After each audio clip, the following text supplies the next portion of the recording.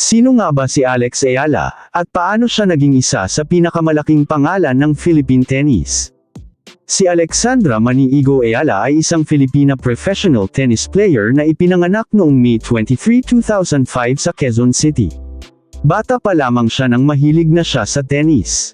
Sa edad na 4 na taon, nagsimula siyang maglaro, at ang kanyang unang coach ay ang kanyang lolo na si Roberto Maniigo. Habang lumalaki, lalong naging seryoso si Alex sa kanyang sport. Kalaunan, nag-training siya sa Rafa Nadal Academy sa Spain, kung saan mas hinasa niya ang kanyang skills at mental toughness. Noong 2020, nagsimula siyang sumabak sa professional tennis circuit. Unti-unti siyang umakyat sa rankings at nakakuha ng mga international victories. Pero ang malaking breakthrough niya ay dumating noong 2022 US Open Junior Championships. Dito, gumawa siya ng kasaysayan ng maging unang Filipino na nanalo ng Grand Slam Junior Singles title. Pero hindi doon natapos ang kanyang journey. Noong 2025 Miami Open, lalo siyang sumikat sa international tennis matapos talunin ang ilang malalakas na manlalaro, kabilang sina Yelena Ostapenko, Madison Keys, at Iga Swiatek.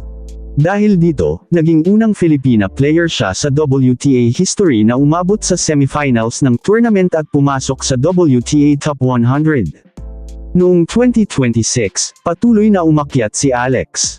Umabot siya sa career high world number 29, ang pinakamataas na singles ranking na naabot ng isang Filipino sa WTA history. At ngayon, gumawa na naman siya ng panibagong kasaysayan.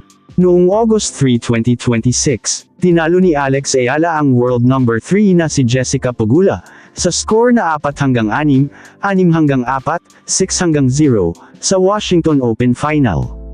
Dahil dito, siya ang naging unang Filipino player na nanalo ng WTA Tour Level Singles title. Mula sa isang batang nagsimulang humawak ng tennis racket sa edad na 4 hanggang sa pagiging isang Grand Slam Junior Champion, at ngayon, isa ng WTA Champion.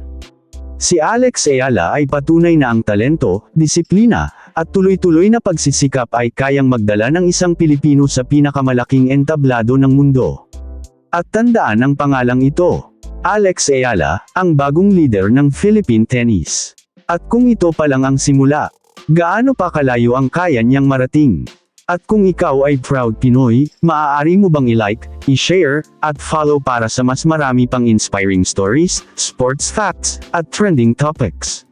See you sa next video.